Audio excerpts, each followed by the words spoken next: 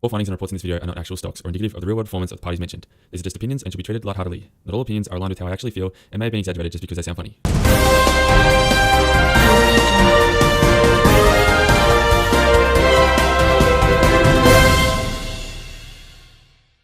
Destiny 2 beta reactions and a new game mode on the frontier. Good evening ladies and gentlemen, my name is Shimbob and welcome to this week's gaming stock report. Our top story tonight, the Destiny 2 beta, which has come and gone to the excitement and disappointment of many fans and new players alike.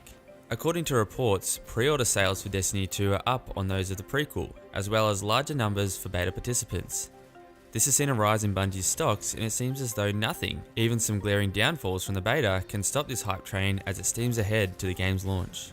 The main complaints that were seen from the community include abilities charging too slow, gun skill and positioning being too important, too much focus on teamwork, and fusion rifles being OP.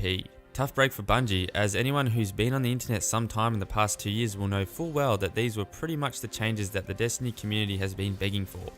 Talk about stuck between a rock and a hard place.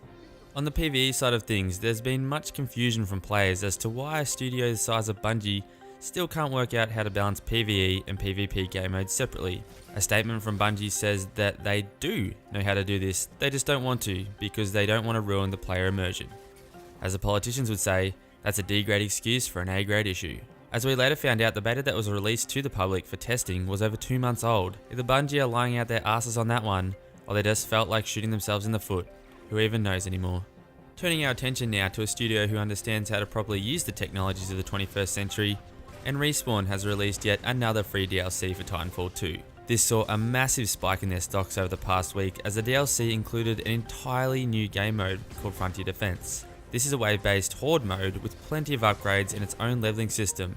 The most impressive part of the DLC though has been that the player count for the game has actually increased, an impressive feat for a game this late in its life cycle. There have been rumours circulating that this could however be the final DLC for Titanfall 2.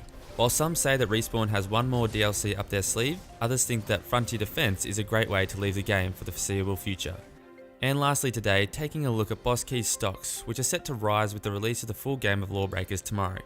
A smart move from Cliffy B to get the release date for the game in before all other major AAA titles released later in the year. More to come on how this turns out for them. Well ladies and gentlemen, that's all we have time for in tonight's program. That's our recap for the last 2 weeks. If you enjoyed this evening's broadcast, please go ahead and leave a like. Even subscribe for more content like this, and until next time, just keep doing what you're doing.